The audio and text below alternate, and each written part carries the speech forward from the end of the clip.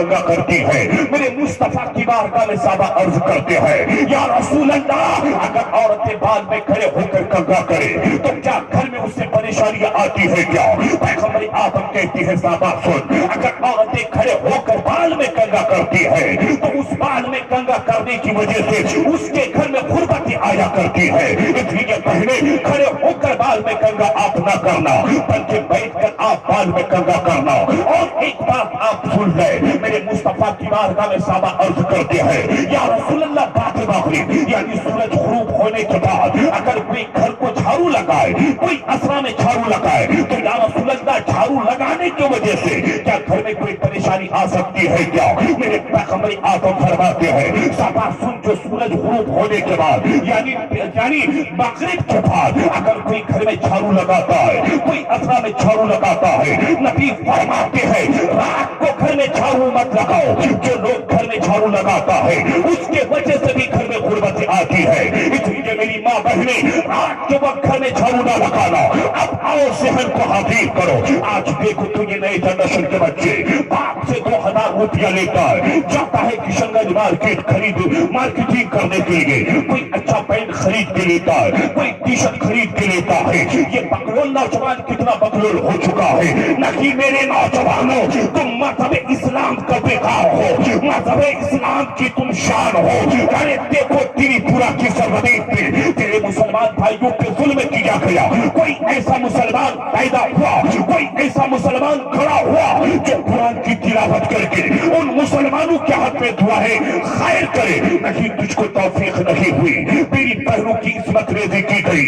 کسی بہن کو توفیق ہوئی کیا کہ وہ قرآن کی تلاوت کر کے 2 رکعت نفل نماز پڑھ کر کے ان معصوم بہنوں کے حق میں دعائیں مغفرت کیا کرے، ان بہنوں کے حق میں دعا کیا کرے. لیکن کسی کو توفیق نہ ہوئی. سن لے آج باپ سے 2000 لے تو ایک اچھا پین خرید کے لے کے آئے. ایک کمر سال کا نوجوان ہے، آیا ایک اچھا پین خرید کے لے کے آیا. اللہ پاک پر آپ جاتا ہے، ایک پلک خریدتا ہے. پلک خریدنے کے بعد گھٹنے کے پاس کاٹتا ہے، کوئی ناک کے پاس کاٹتا ہے. حضرت علامہ اشفاق کہتے ہیں نوجوان تو نے تو اچھا پین خرید کے لایا تھا، وہ تو پھٹا نہیں تھا، لیکن آج تو نے پہنا ہے تو تیرے گھٹنے کے پاس پھٹا ہوا نظر آتا ہے، تیرے ران کے پاس پھٹا ہوا نظر آتا ہے. حضرت قاری شاکر کہتے ہیں بھائی تیرا پین اچھا تھا لیکن تیرا پین پھٹا ہوا کٹا ہوا نظر کیوں آتا ہے؟ علامہ مجیب الرحمان کہتے ہیں بھائی تیرا پین تو بڑا اچھا تھا لیکن تیرے گھٹنے کے پاس کٹا ہوا کیوں ہے،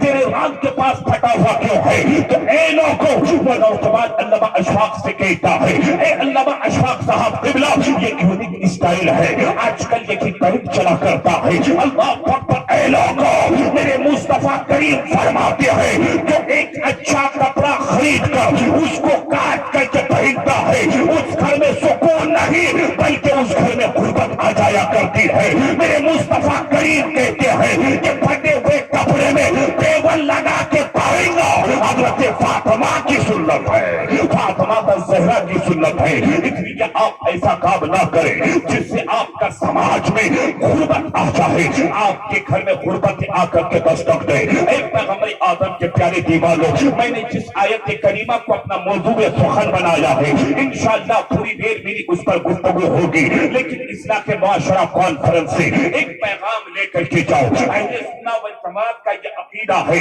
اس لیے کسی شاعر نے تو کہا ہے مومنوں پڑھتے رہو اپنے آقا پر درود، ہے فرشتوں کا وظیفہ الصلاۃ والسلام. ایک بار سارے لوگ ہاتھ کو اٹھائیں، کہہ دے یا رسول اللہ. سارے لوگ ہاتھ اٹھائے کہہ دے یا رسول اللہ. اپنے نبی پہ چھوڑ دو اور وہ پکار اٹھو آنے کو یا ڈبو دو، اب تو تمہاری جانی کشتی تمہیں پہ چھوڑی یا رسول اللہ.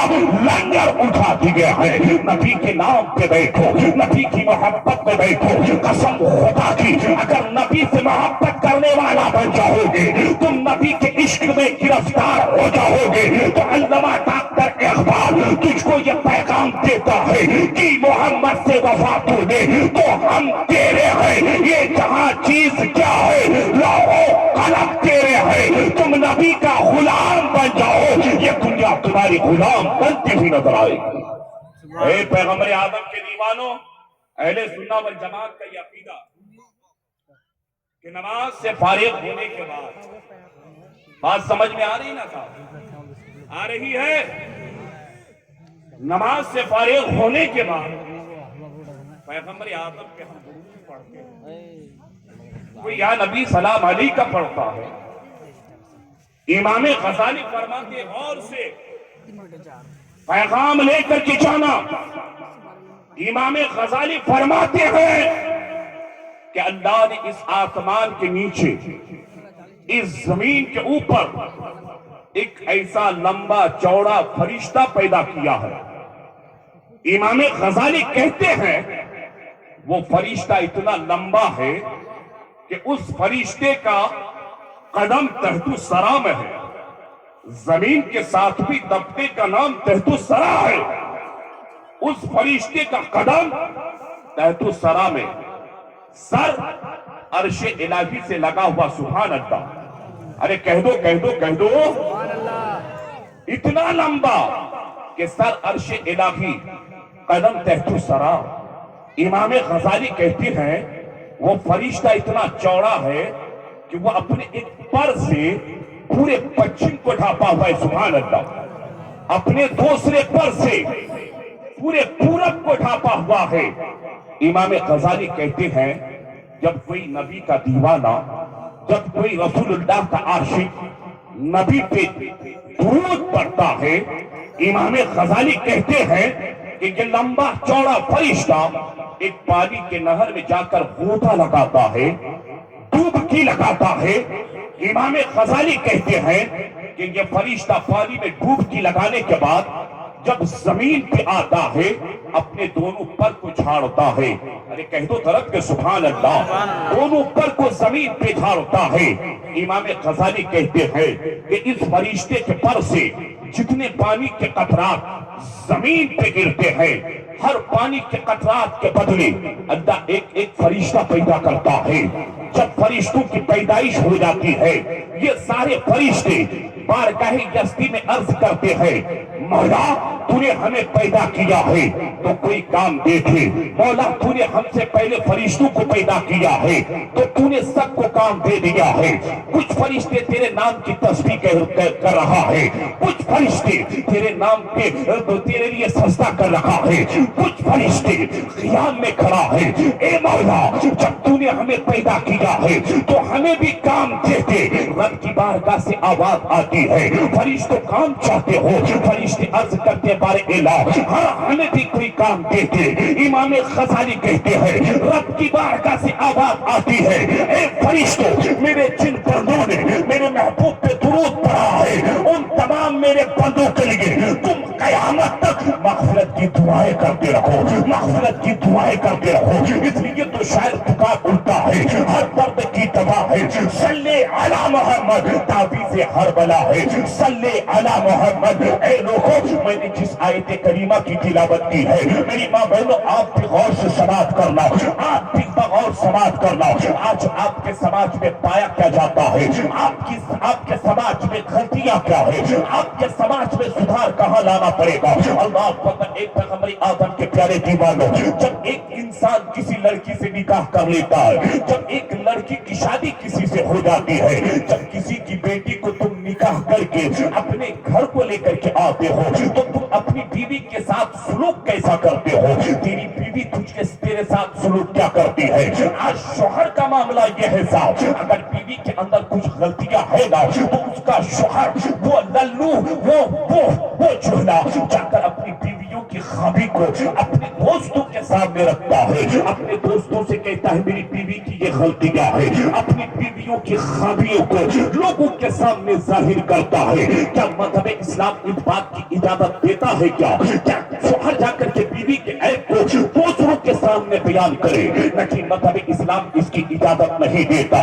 آج ہماری بہنیں کیا کرتی ہے، اگر تیرا شوہر ہے تیرے شوہر کے اندر کچھ عیب پایا جائے، یہ میری بہنیں دوسروں کے سامنے شوہر کے عیب کو بیان کیا کرتی ہے۔ کیا مذہب اسلام اس بات کی اجازت دیتا ہے؟ کیا قرآن مقدس اس بات کی اجازت دیتا ہے کہ ایک شوہر بیوی کے عیب کو دوسروں کے سامنے بیان کرے، ایک بیوی اپنے شوہر کے عیب کو دوسروں کے سامنے بیان کرے، لیکن قرآن اس کی اجازت نہیں دیتا، مذہب اسلام اس کی اجازت نہیں دیتا، نبی کی شریعت اس بات کی اجازت نہیں دیتی۔ ماں بہنوں غور سے سننا، آپ بھی ذرا غور سے سننا، شادی کر کے آج 50 سالہ زندگی گزر گئی لیکن ہم نے بیوی کے وقار کو پہچانا نہیں، میری بہنوں نے اپنے شوہر کے وقار اور مرتبے کو پہچانے نہیں۔ اللہ کا قرآن کہتا ہے ہننا لباس لکم وانتم لباس لہن، اللہ فرماتا ہے اے میری بندیوں تم اپنے شوہر کے لیے لباس ہو۔ بات سمجھ میں آ رہی ہے تو ایک بار کہہ دو طرف میں سبحان اللہ۔ کوئی نبی کا دیوانہ ہے جو مجمع میں کھڑے ہو کر ایک بار نعرہ لگا دے اور یوں پکار اٹھے پیش کروں آقا کیا ہر چیز ہماری ہے، یا رسول اللہ یہ دل بھی تمہارا ہے، آقا یہ جان بھی تمہاری ہے۔ ایک نبی کا غلام کھڑا ہو جائے، نبی کے نام کا نعرہ لگا دے۔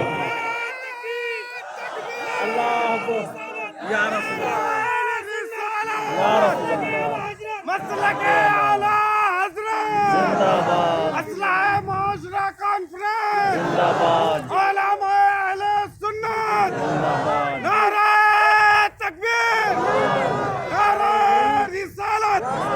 اے لوگوں اللہ